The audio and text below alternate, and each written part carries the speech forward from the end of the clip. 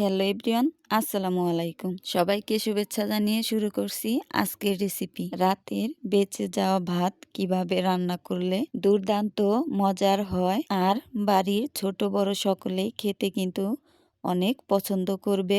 আশা করি আজকের রেসিপিটি আপনাদের অনেক ভালো লাগবে। চলুন তবে রেসিপিটি দেখে নেওয়া যাক। এখানে রাতের বেঁচে যাওয়া বাসি ভাতগুলো নিয়ে নিয়েছি। এই ভাতগুলো রান্না করার জন্য আমাদের রান্নাঘরে থাকা কয়েকটা উপকরণেই কিন্তু হয়ে যাবে। বাড়তি কোনো কিছু কিনে আনতে হবে না।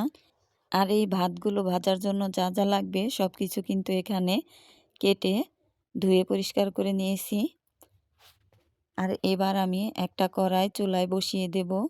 আর সেই কড়াইতে পরিমাণ মতো তেল দিয়ে দেব। আর এই তেলগুলো দিয়ে কিন্তু একে একে আমি সমস্ত কিছু এখানে দিয়ে দেব। প্রথমে দিয়ে দিলাম পেঁয়াজ কুচি, এখন দিয়ে দেব আস্ত কয়েকটা রসুন, তারপর দিয়ে দেব কাঁচামরিচ। এবার এগুলোকে একটু কষিয়ে নেব। এখন দিয়ে দেব স্বাদ মতো লবণ।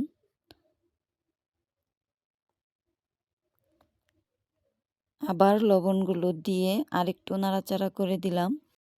এখন দিয়ে দেব কুচি করে কেটে রাখা আলু। আর এই আলুগুলা কিন্তু দিতেই হবে। আর এই ভাতটা ভাজার সময় আলুটা দিলে কিন্তু খেতে ভীষণ মজা হয়। এখন দিয়ে দিলাম কুচি করে কেটে রাখা সিম, তারপর গাজর আর সিমের বীজগুলো হালকা নাড়াচাড়া করে দিয়ে দেব হলুদ গুঁড়ো।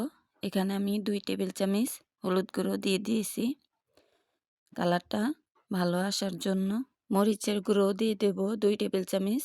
এটা কিন্তু ভাতের উপর নির্ভর করে কতটুকু দিবেন। তো যেহেতু আমার ভাতগুলো একটু বেশি, তাই আমি সব কিছু একটু বেশিই দিলাম।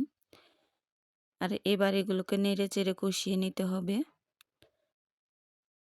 তো সমস্ত মশলার সাথে মিশিয়ে নেব। মশলাগুলো মিশিয়ে নিয়েছি। এবার ঢাকনা দিয়ে ঢেকে আলুগুলো আর সব কিছু সিদ্ধ করে নিতে হবে। তো আলুগুলো যেহেতু নতুন, খুব তাড়াতাড়ি কিন্তু সিদ্ধ হয়ে গেছে। তো ঢাকনা তুলে এবার দিয়ে দেব 2টা ডিম।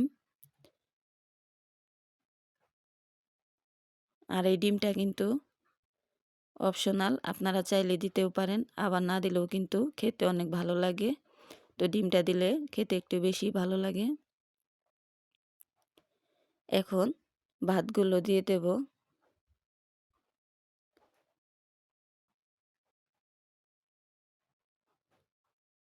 আর ভাতগুলো দিয়ে নাড়াচাড়া করে মিশিয়ে নেই। আর এই ভাতগুলো একটু সময় নিয়ে ভাজতে হবে।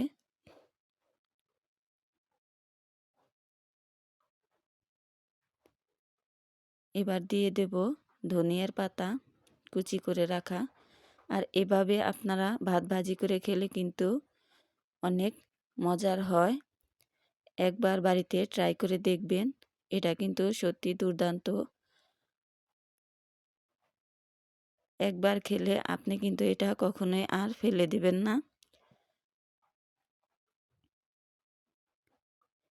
দেখতে যতটা সুন্দর, খেতেও কিন্তু মাশাআল্লাহ অনেক ভালো লেগেছে। তো ভিডিওটি ভালো লাগলে একটা লাইক দিয়ে চ্যানেলটি সাবস্ক্রাইব করার অনুরোধ রইল। সবাই ভালো থাকবেন, সুস্থ থাকবেন। দেখা হবে আবার নতুন কোনো ভিডিওতে। আসসালামু আলাইকুম। আল্লাহ হাফেজ।